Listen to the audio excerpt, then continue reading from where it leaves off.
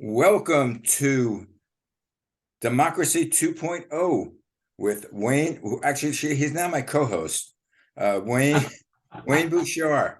And this is Malcolm Berman from malcolmpresents.com, a new streaming service which will take you to the inner workings of entertainment shows, half-hour shows that are both entertaining and educational. And hopefully, Democracy 2.0 is both. And again, you heard exclusively on malcolmpresents.com. Well, we're also on YouTube. Anyway, Wayne, how you doing today? I'm doing okay. Doing okay. Now we're doing an experiment because I have Wayne as the co-host, which means he can put on pictures if he wants to. Of course, Let's see what happens. There's nothing new about Playboy. No. And the reason what I want to show you is is all day long or for the past few days, we've been hearing about this, AI, artificial intelligence. Right. And apparently there has been some photographs that have been generated by AI of our former president, Donald Trump, getting gang tackled by New York City police in riot gear. And there's also another picture, but I don't have that one. I only have the Donald Trump one. There's also another picture of Russian President Vladimir Putin in a prison cell, in a very dimly lit prison cell in his prison gray. So let's, okay, I am now disabled from screen sharing again. You are? Yeah. Yep, so you have to make me, we'll have to figure this out later, but make me host again. Make you host. And I forgot how to make you host. Well, let's see. Okay. Yeah, the bottom of the things. I'm going to make you the host, and I'm going to recede into the. No, that's not working this time. And I'm going to recede into the background. Well. Okay, you're host again. I am? Whatever that means. Yep.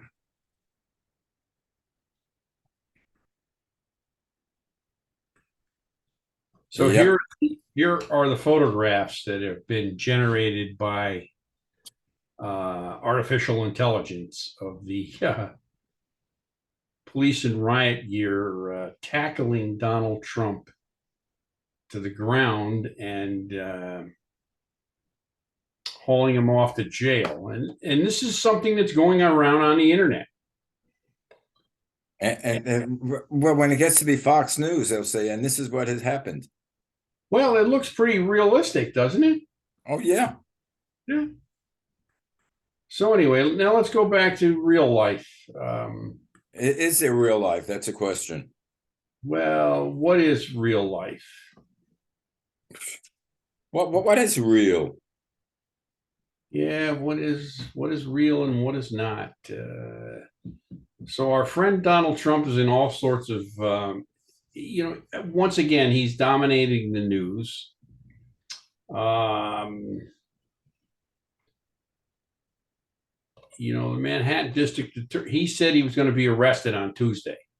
That's when this, whatchamacallit, this fake photograph came out. Right. And so just a little summary of what's going on. The Manhattan DA, and no one seems to know why, it's postponed Wednesday and Thursday's meeting of the grand jury. So there's not going to be any imminent indictment or arrest. personally, I think that the Manhattan DA ought to sit back and wait for some other people to take action. But I am not the Manhattan DA. Well, I don't think this was the right case to start out with. Yeah, Because neither do I. But because I'm not sure if I really care. Of all the things that he's done, over the last few years, this is sort of like, to me, the most personal. Whether it be legal or not legal, it's sort of like almost. I can understand why he paid her off, so the word doesn't get out. It's very understandable. I might have done the same thing. I don't know again with the election violations, what he did, where he took the money from. correct. That becomes the issue. Right, but into people's minds, it's sort of like, well, it's a personal thing. Who cares who he slept with? That's between him and his wife. Yeah, well, they tried to impeach Bill Clinton for getting a blowjob. Come on. Right, but the blowjob was in the White House, I think, in the Oval Room under the table, and she was an intern there. I don't know, an intern. I don't know if she worked there, but that again has more credulence than what happened with Trump. Even though I'm anti him, but there's so many cases that are going on that are much more relevant, that have much more to do with government. Especially the one that I would say is inciting the riot, which I watched the January 6th live. Yeah.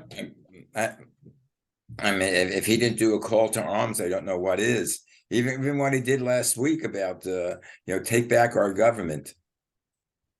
Right. If he gets arrested, come down, show up. Let's take back. Don't let them take that away from us. Yeah, I think that's a call for arms. The Republicans in the House, with their newfound majority of 4, are demanding that the Manhattan DA turn over all of his information, and it's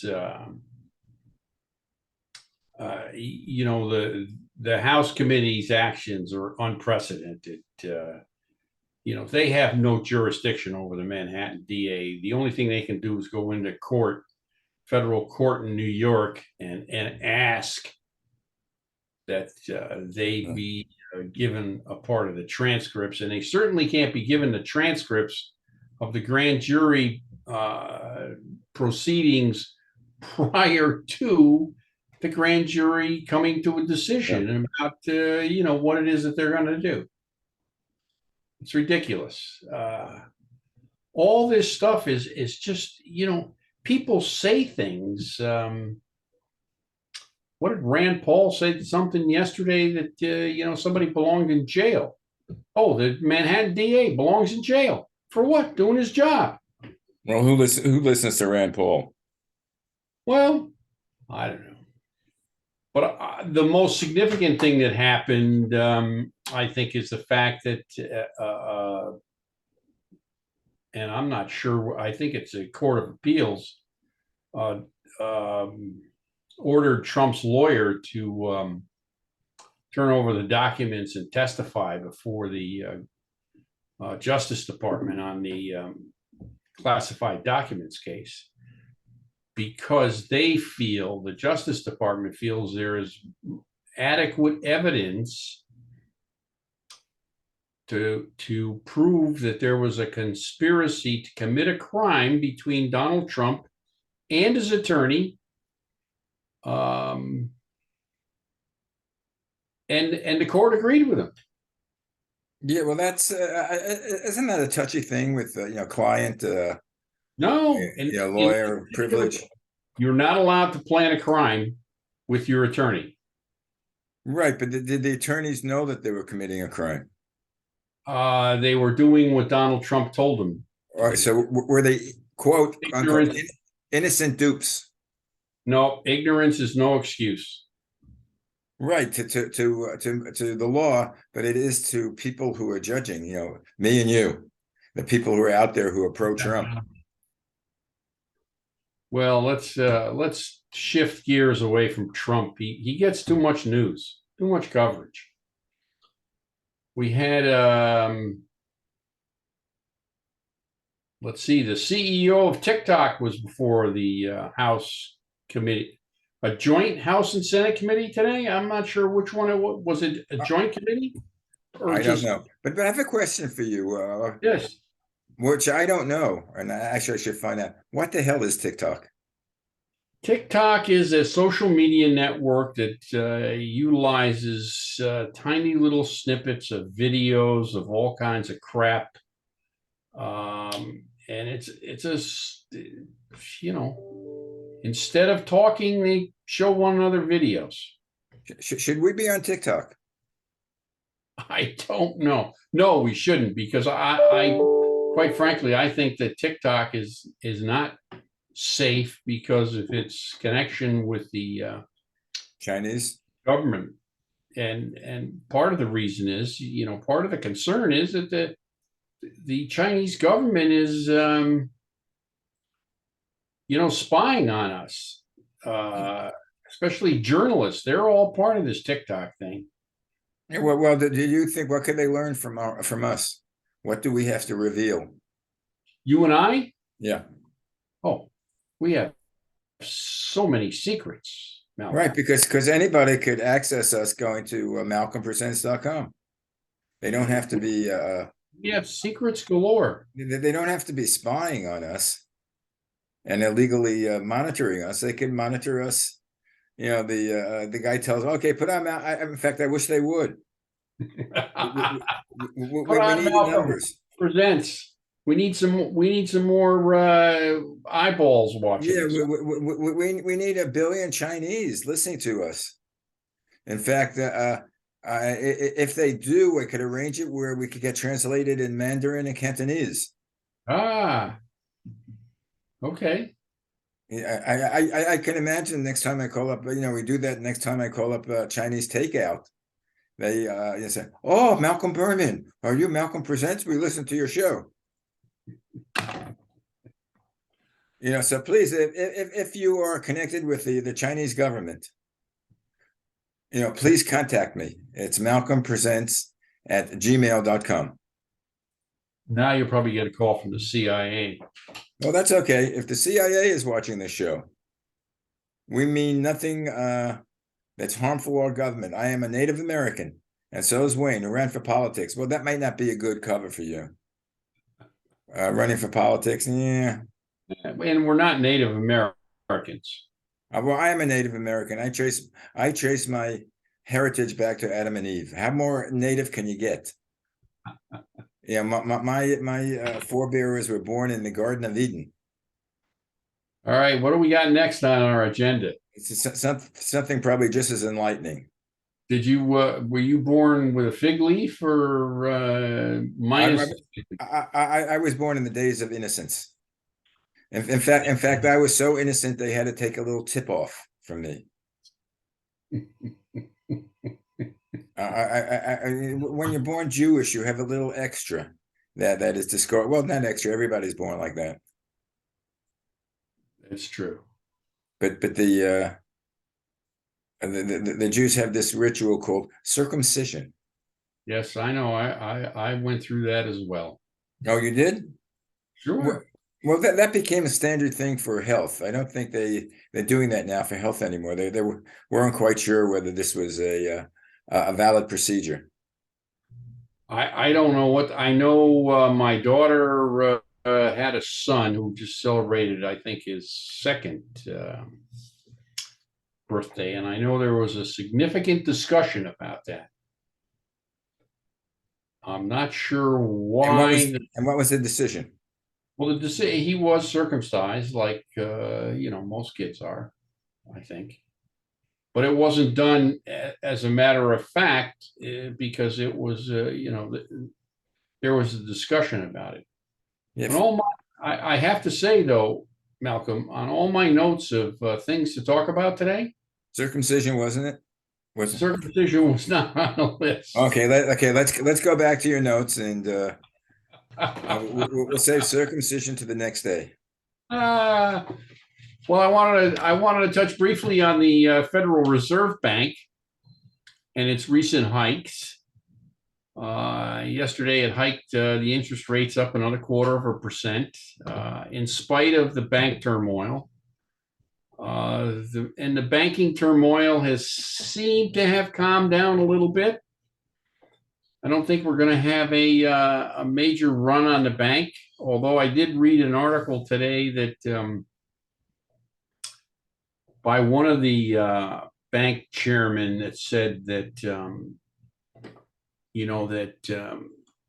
this thing here, being able to access your accounts and transfer money and take out money and move things around with a phone. Yeah, instantaneously. Yeah, it's a dangerous precedent when people panic about their money in a bank because they have instant access. Well, I never thought of that. I thought that's an interesting concept. Yeah, maybe yeah. we should ban instant access telephone to bank accounts, Why? so people couldn't panic and withdraw their money immediately. They would have to take the steps to go to the bank. Well, it always annoyed the hell out of me that banks are doing all this electronic transfer, and then they tell you you can't have access to your money for 3 days. Right, that's what I always said. Why? What? And of course, they hate that word, just as the nuns did when I was in school. Why? Why? Or you can't do the transactions, or they always say work days, which doesn't include weekends and holidays. Why? Do computers get the weekends off? No, they don't. And I don't know how many bank clerks I've said, do you know how fast the speed of light is? And of course, I never got an answer. You transfer my money at the speed of light from one bank to another. So when I give you a check drawn against Wells Fargo, let's say, and I deposit it into PNC Bank, that money is available instantaneously. They get their money. Why can't I have mine? Well, now they all give you their money now, right away. I shouldn't say that. They don't give it to you right away. They give it to you the next day. Yeah, I mean, banking never made sense to me, I especially think, since I don't have any money in the bank. I think all bankers are suspect. I think that Elizabeth Warren took Chairman Powell of the Federal Reserve to task yesterday about his rate hike. And I don't know how you feel about this. Well, Elizabeth Warren called him a very dangerous man to be in that position at this time. But the Fed's the Fed has two roles: to monetary policy, to ensure that we don't have out of control recession or out of control recession. What did I say? Out of control Inflation or recession. inflation. And their other role, of course, is overseeing the banks and their credibility in the marketplace. Well, obviously, the Federal Reserve isn't doing a very good job on the latter, and I'm not sure that causing a recession is the necessary evil that has to be the way we tame inflation. Right. I think we were over this. I don't know why it makes it more difficult for the common folk to satisfy their needs, like the simple thing like gasoline. We stopped to get gas at the station, in Los Angeles, and it was it was $4.70 a gallon, and I think it was half a tank. It was $65. We went into Beverly Hills, and that $4.70 became $7.70. Whoa! Right. Yeah, there's no reason for that. This was Beverly Hills. There's no reason, especially when the stations aren't gorging themselves with money. Right? They're not taking advantage of the situation. Oh, sure, they're not. No, no. Just make the biggest profits in history. Why is it that that you can drive across town and save 10 cents a gallon on gas? Or you can save, in this case, you say $3 a gallon. Well, it's the zip code. You're in Beverly Hills, especially Yeah. if you're driving and if the service station is the gas station is right off the freeway, it's always more, no matter where you are, if it's easy access.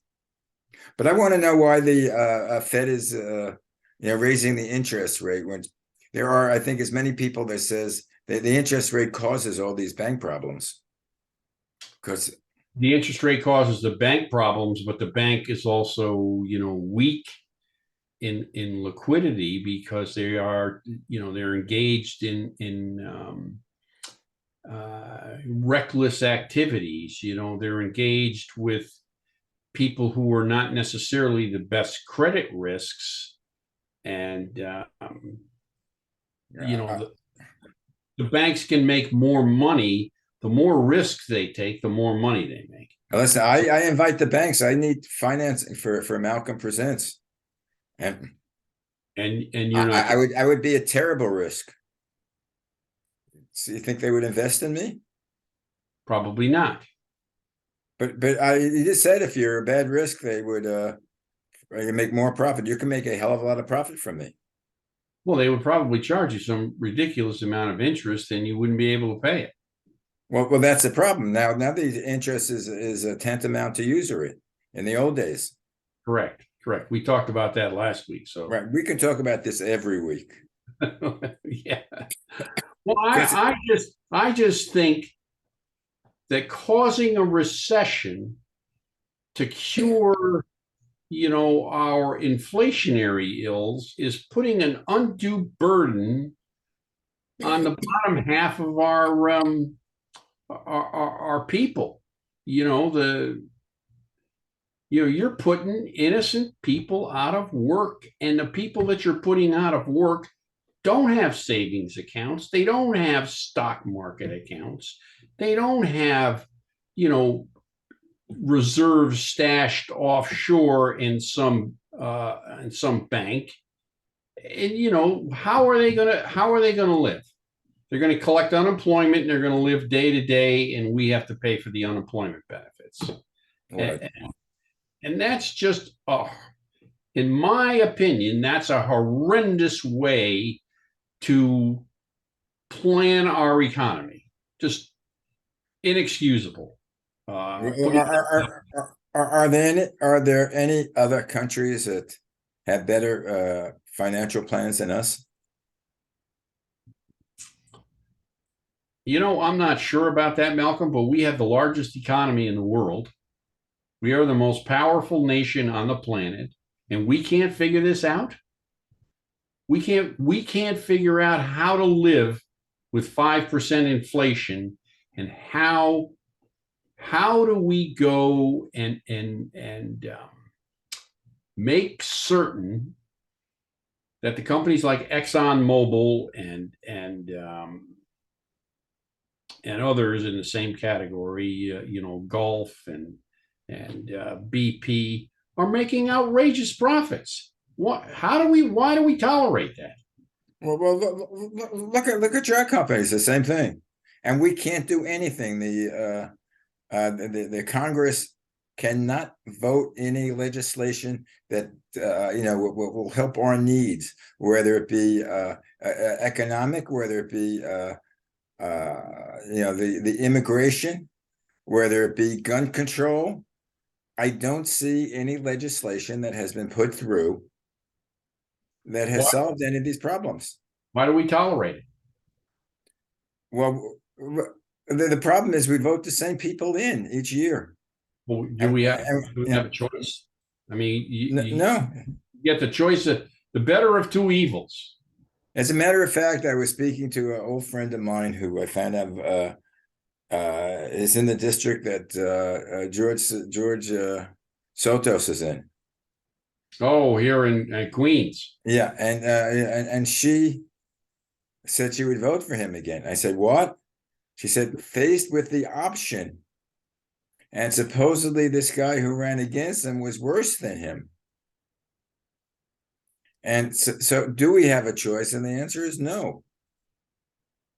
So that's why I predict now, if you're talking about the CIA coming in, I'm almost becoming a pre-revolutionary revolutionist. A free range revolutionary. Yeah, yeah. I think something has to be done, and it's not going to be done through voting.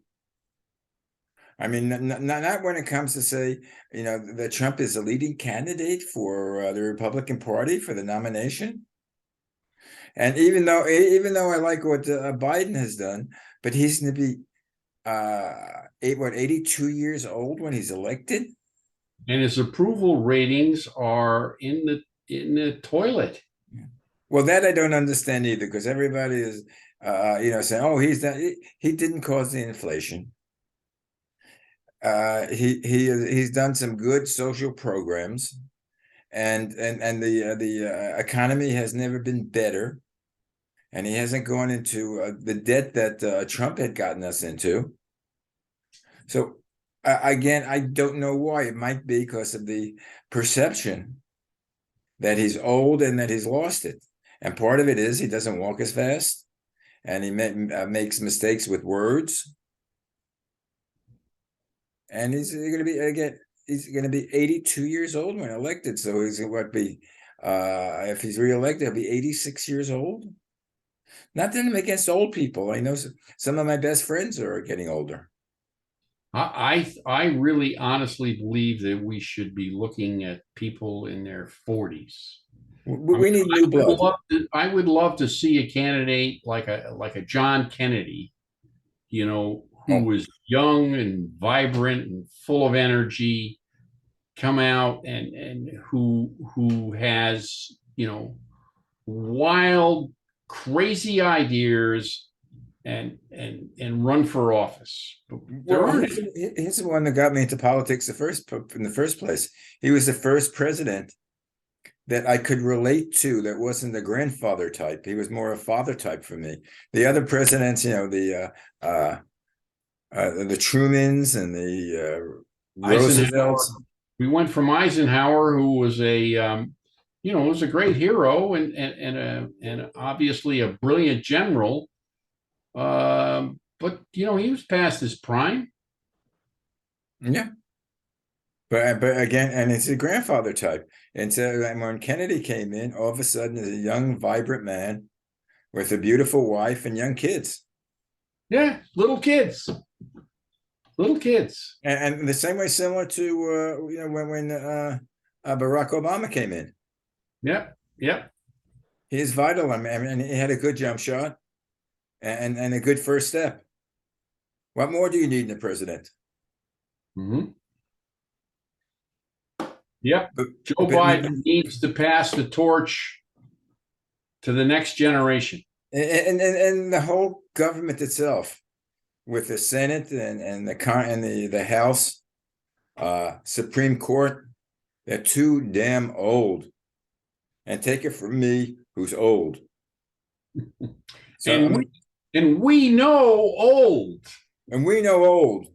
I mean, I have a call with when my friends, my peers call me up. It's no longer how did the Lakers do or how did the Knicks do or isn't that a beautiful woman? It's oi, the back, it really hurt. I woke up this morning. Oh, I need the knee operation. My knees are gonna need replacement. All we're doing is talking about that. We're talking about, I can't see as well. I need my glasses. I can't read as well. My hearing is going. Why do we need people like that in our government? Can't we afford to restock it? If they were animals, we'd shoot them and have them for food.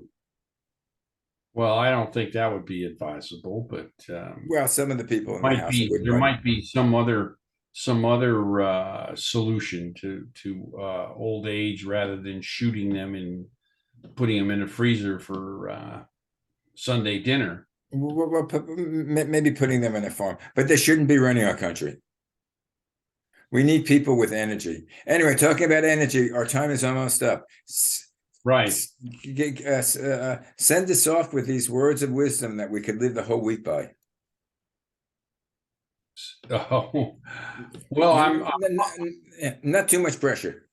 I'm following this whole thing about the child labor, which is very, very disconcerting. You know, we have a shortage of labor in this country, and our Republican friends around the country are finding that maybe we could put kids to work. We can't let them learn about racism in our schools, or we can't let them choose their own gender, but we can let them go to work in sweatshops for less than minimum wage. There's something wrong with our system that allows this to happen. And we say we want safe streets for our children. BS. BS, I call on you. That's it. Well, let's not get on gun control. Anyway, yeah, it's a pleasure talking to you. I am so much more enlightened now that we had this half hour together. Take copious notes because I'm going to quiz you again next Thursday. There will be a quiz. Yeah, and then let's see if our ex president will be indicted. Well, I thought we were going to have a big week this week, man. I thought we were going to have big news, and look, it turned out to be a bust. A bust. Ooh. But I don't. Speaking of Stormy Daniels. Yeah, well, that's talking about a bust. Anyway, I'll see you next week. You're listening to what are we listening to? We're listening to Democracy 2.0, which is being sort of trivialized this week. And you're listening to it on MalcolmPresents.com, where you can get all our old shows, MalcolmPresent.com. You see all the nonsense we've been doing for about a year and a half. And all our shows are archived. Peace be with you, my children. Speak to you then. Bye. Bye, Malcolm.